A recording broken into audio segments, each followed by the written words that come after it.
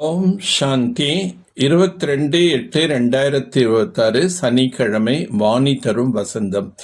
இனிமையான குழந்தைகளே, விஷால புத்தி உடையவராக ஆகி பெரியவர்களின் அபிப்பிராயங்களை கேட்டு அநேக ஆத்மாக்களுக்கு நன்மை செய்யுங்கள். அவர்களிடம் மண்டபம் ஆகியவை வாங்கி நிறைய கண்காட்சிகளை ஏற்பாடு செய்யுங்கள். நாம் பூஜைக்குரிய ராஜாவாக இருந்தோம், பிறகு ஏழையாக ஆனோம் என்பது இப்பொழுது நினைவுக்கு வந்துள்ளது. இப்பொழுது மீண்டும் பாபா நம்மை ராஜாவாக ஆக்கிக் கொண்டிருக்கின்றார். பாபா இப்பொழுது நமக்கு முழு உலகத்தின் செய்தியை கூறுகின்றார். நாம் உலகத்தின் சரித்திரம் மற்றும் பூகோளத்தை அறிந்து கொண்டு விட்டோம். இது நினைவூட்டல்களை நினைவில் செய்து கொண்டே இருந்தீர்கள் என்றால் ஒரு பொழுதும் தங்களை துக்கமானவர்களாக நினைக்க மாட்டீர்கள். எப்பொழுதும் குஷியில் இருப்பீர்கள். தந்தையை சந்திப்பது அல்லது தந்தையிடமிருந்து ஆஸ்தி பெறுவது மிகவும் சுலபம் என்பதை குழந்தைகள் புரிந்துள்ளார்கள். தந்தை வந்து பந்தனத்திலிருந்து விடுவிக்கின்றார், ஆஸ்தியினை அழிக்கின்றார். தூய்மையின் கங்கணம் கூட முழுமையாக நாம் கட்டி கொள்ள வேண்டும். காமம் மகா எதிரியாகும். நான் ஒருபொழுதும் பத்தித்தமாக ஆக மாட்டேன் என்று என்னிடம் உறுதி கொடுங்கள் என்று தந்தை கேட்கின்றார். நாம் தந்தையிடம் உறுதிமொழி கொடுக்க வேண்டும். கஜினி முகமது எத்தனை ஒட்டகங்களில் நிரப்பிக் கொண்டு பொக்கிஷங்களை எடுத்து சென்றார். பாரதத்தில் ஏராளமான செல்வங்கள் இருந்தது.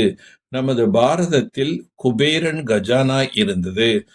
வைரம் வைடூரியங்களின் கோவில்கள் அமைத்து கொண்டிருந்தனர். இப்பொழுது அந்த பொருட்கள் இல்லை, எல்லாமே கொள்ளையடித்து கொண்டு போய்விட்டார்கள்.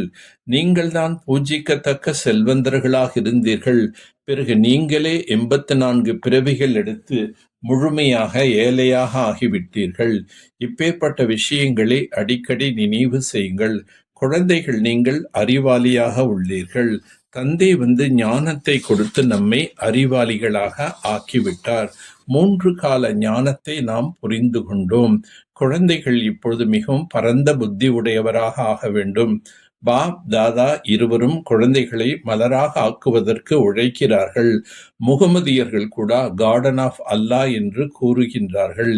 எல்லையற்ற தந்தையிடமிருந்து எல்லையில்லாத படிப்பை படித்து எல்லையில்லாத ராஜ்யத்தினை நாம் பெறுவதற்கு தகுதியானவர்களாக ஆக வேண்டும்.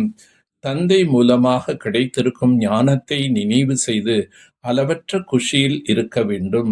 பரந்த புத்தி உடையவராக ஆகி மிகவும் வேகமாக சேவை செய்ய வேண்டும். தந்தை மூலமாக கிடைத்திருக்கும் நினைவுகளை நாம் மறக்க கூடாது.